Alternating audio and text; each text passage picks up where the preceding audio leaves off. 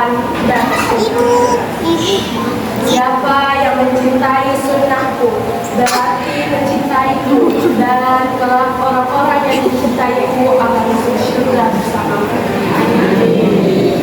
Khutbah singkat itu diakhiri dengan pandangan mata Rasulullah yang tenang dan penuh keinginan menatap satu persatu sahabatnya.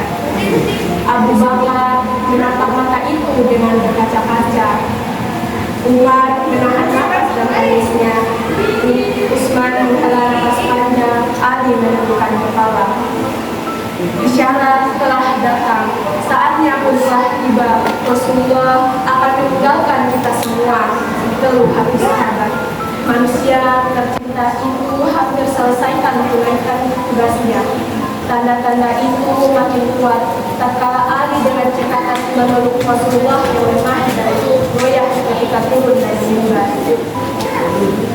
Matahari kian tinggi, tapi pintu Rasulullah masih tertutup. Di dalamnya Rasulullah kembali lemah dengan kain berkeringat membasahi telapak kurma alas tubuhnya. Tiba-tiba dari luar terdengar suara salam. Bolehkah saya masuk? Tanyanya. Fatimah tak mengizinkannya masuk. Maaf, ayahku sedang demam.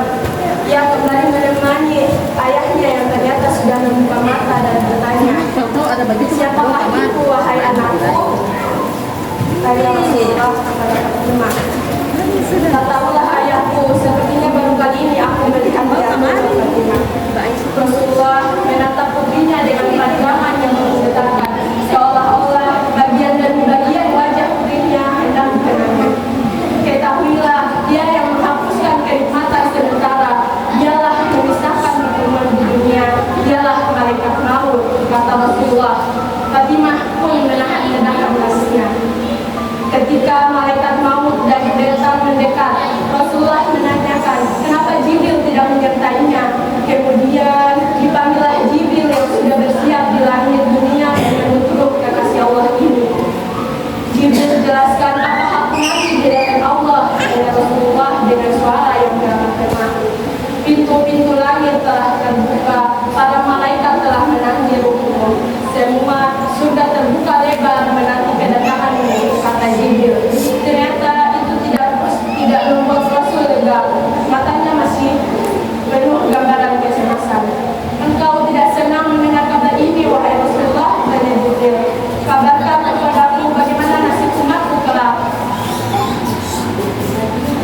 Jangan khawatir ya Rasulullah, aku pernah mendengar Allah berfirman kepadaku, kuharamkan surga bagi siapa saja kecuali umat Muhammad telah berada di dalamnya, kata Jibril. Detik-detik semakin dekat saat Israel melakukan tugasnya.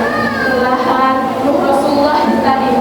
Nampak sekujur tubuh Rasul bersimpah peluh. Urat-urat lehernya menegak. Jibril, betapa sakit maut ini. Rasulullah mengadu diri. Fatimah terpegang berpelukan. Fatimah menutupkan tangan di wajahnya dan Ali kembali mendekatkan telinga di bibir Rasul yang mulai kedua. Ummati, ummati, ummati. Dan pupuslah kembang hidup manusia mulia itu. Betapa cintanya Rasulullah kepada kita. Di akhir nafasnya beliau mengucapkan ummati, ummati, ummati. Betapa bimbangnya beliau akan nasib umatnya kelak. Rasulullah lelaki penuh cinta yang telah mengajarkan kita pada cinta abadi. Hanya 63 tahun para sahabat tahun usianya, tapi sampai kini 14 abad lebih para penulis kisah masih terus menulis, para sastrawan masih terus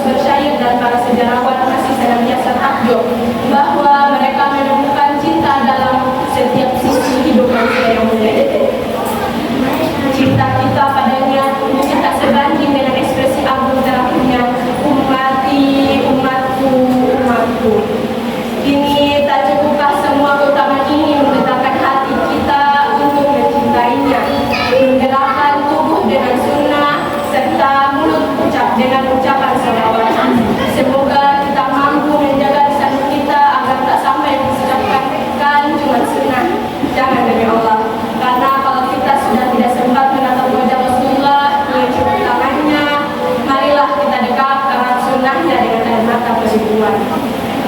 Dalam surah Al-Ahzab ayat 56, Allah berfirman, "Wahai orang-orang yang beriman, bersalawatlah atasnya dan bersalamlah dengan sebenar-benar salam." Allahumma sholli ala Muhammad wa barik wa sallim alaihi. Semoga kita semua yang merindukannya dipertemukan dengannya di surga jannah. Amin.